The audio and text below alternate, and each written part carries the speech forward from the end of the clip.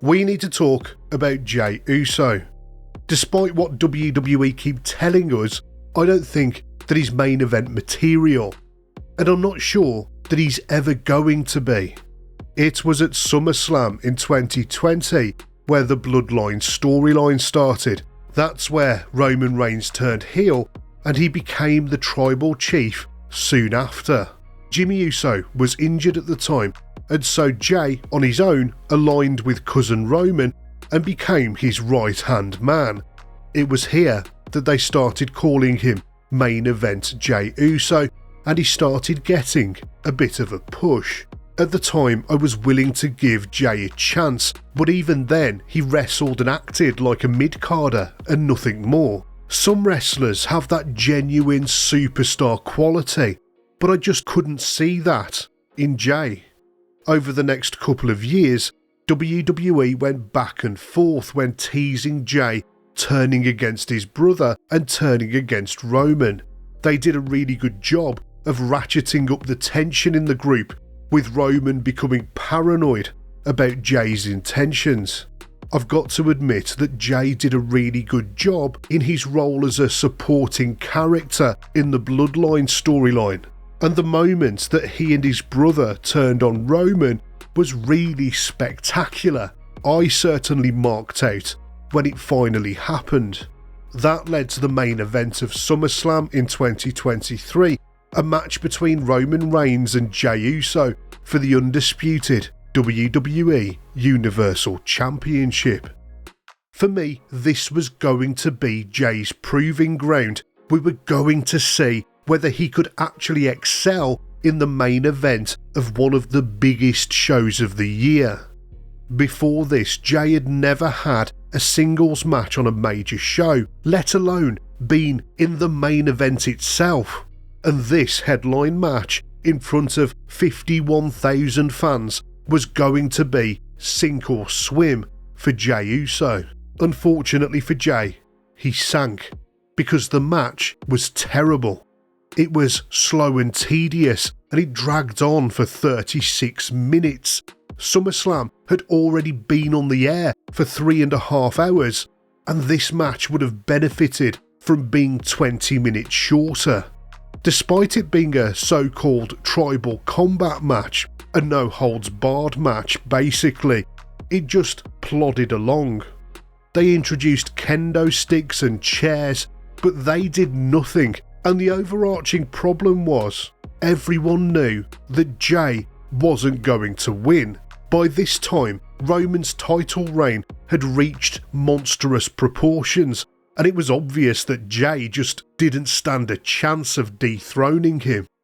When Roman went on to put the title on the line against Cody Rhodes at WrestleMania 39, and when he faced Sami Zayn at the Elimination Chamber, the fans truly believed that both of those men could beat him. In fact, the fans were shocked when they didn't beat him. So what went wrong for Jey Uso? Why didn't the fans believe that he could beat Roman? If you look at Cody and Sami and Jey, they all had epic storylines that were months and years in the making. In fact, Jey had a longer storyline than either Cody or Sami going into his match with Roman. Well, firstly, I don't think Jey is a very good singles wrestler.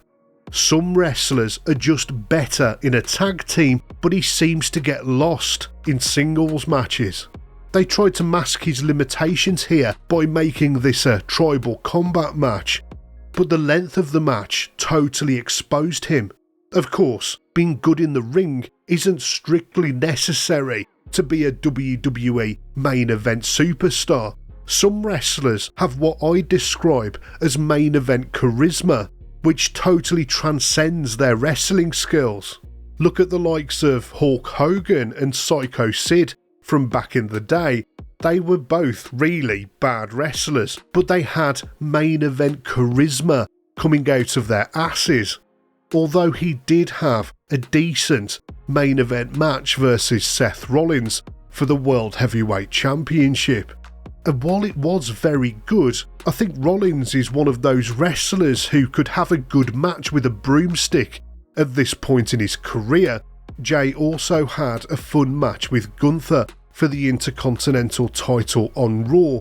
That was a match that he lost thanks to interference from his brother. The rumour at the time was that Jey was booked to beat Gunther for the Intercontinental Championship, but that plan was changed at the very last minute. And I'm glad that they didn't go down that road, because I don't think that Jey is even worthy of the Intercontinental title at this point. And what a letdown it would have been to end Gunther's epic title reign by having him lose to Jey Uso on an episode of Raw. And so, for the first time since SummerSlam, it was time for Jey Uso to prove himself in a singles match on a premium live event, WrestleMania no less.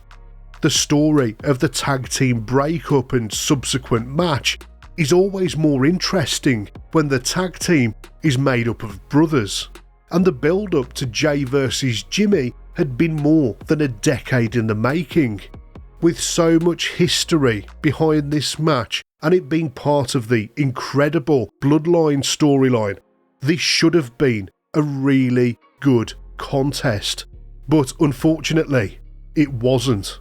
It's unbelievable to me that two men who know each other so well could have a match that was this bad. In terms of the actual wrestling, there was a strange lack of variety in their moves. The whole pacing of the match felt totally wrong, and in parts it seemed that they were rushing to get to the finish.